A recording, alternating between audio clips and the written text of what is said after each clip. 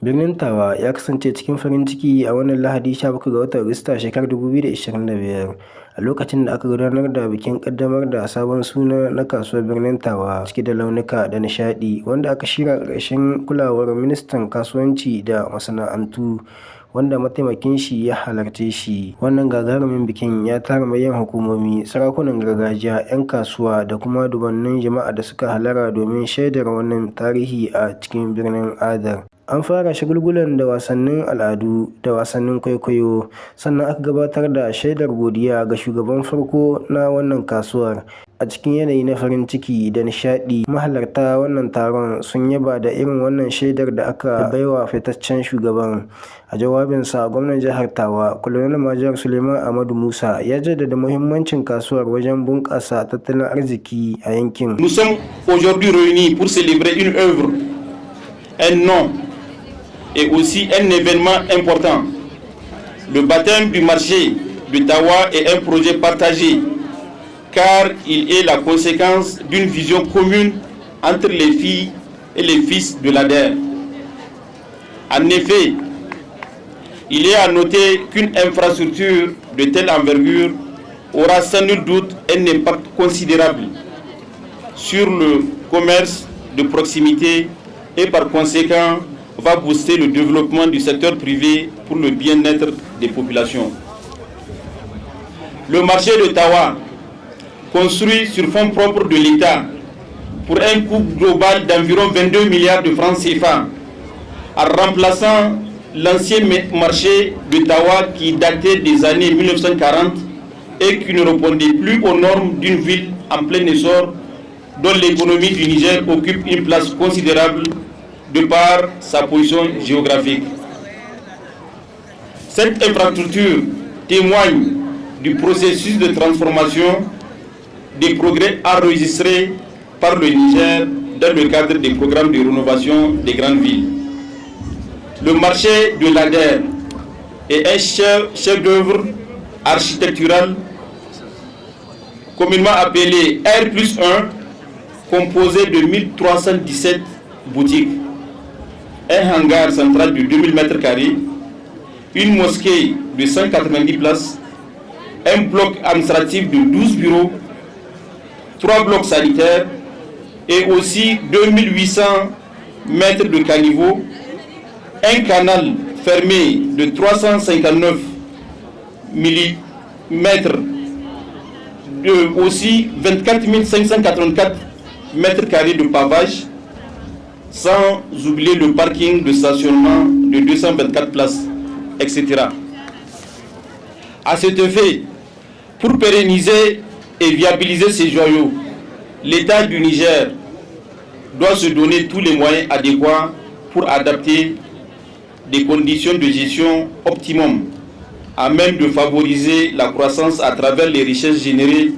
par les échanges commerciaux. Babban abin jan hankali na bikin shine sanarwar cewa daga yau kasuwar za ta rika ɗaukar sunan Kasuwar Alhaji Mamidu Almu ta Adar. Wannan karramawa alama ce ta girmamawa ga gwarzon ɗan kasuwan nan. A nasa jawabin, mataimakin ministan kasuwanci da masana'antu ya tabbatar da cewa gwamnati za ta ci gaba da marawa shirye-shiryen bunƙasa harkokin tattalin arziki a cikin ƙasar. La présente cérémonie qui réunit aujourd'hui a pour but de baptiser le marché moderne de l'ADER, désormais dénommé marché moderne Alhaji Mahamidou Almou de l'ADER. Elle parachève le processus d'opérationnalisation du marché avec la création dès les prochains jours d'une société de gestion à l'image des autres marchés modernes du Niger. Pour ce faire, je profite de cette tribune pour lancer un appel aux acteurs en vue de souscrire et de libérer les actions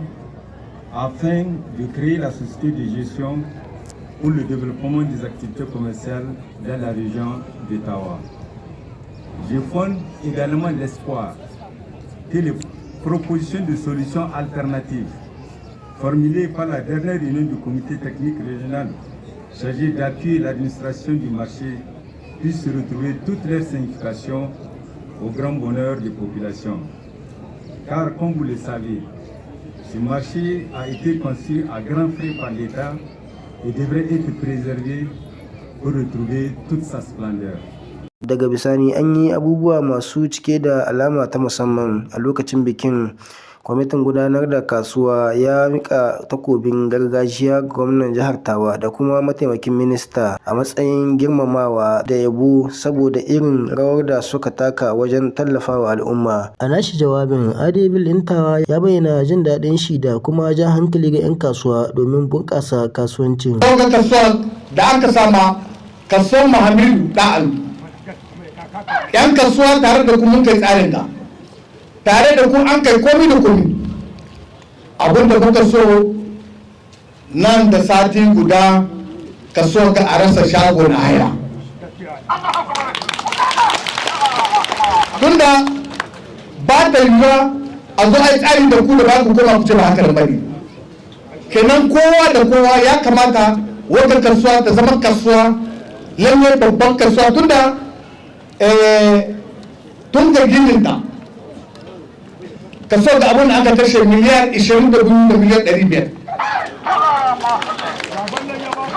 ita ce kasuwa in ba ta zama ta biyu ita ce kasuwa ta uku cikin afirka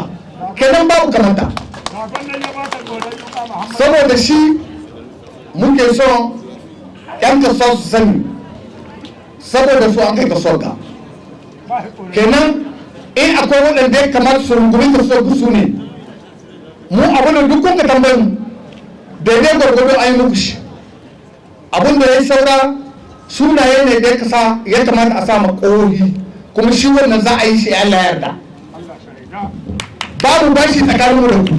muna ga biyan ku bashi abin da muke so ku zo ku shiga cikin kasuwar nan arzikin ku bunƙasa in arzikin ya bunƙasa mu muna samun namu rabo daidai gwargwado in Allah yarda. An rufe wannan babban bikin da ziyarar ilahirin harabar kasuwar, kaddamar da wannan sabon suna na kasuwar a matsayin kasuwar Alhaji Hamidu Almu ta Adar ya shiga tarihi a matsayin alamar yabo da haɗin kai da girmamawa. Wannan rana ta kasance ɗaya daga cikin manyan lokuta da za a ci gaba da tunawa da shi a cikin al'ummar Adar.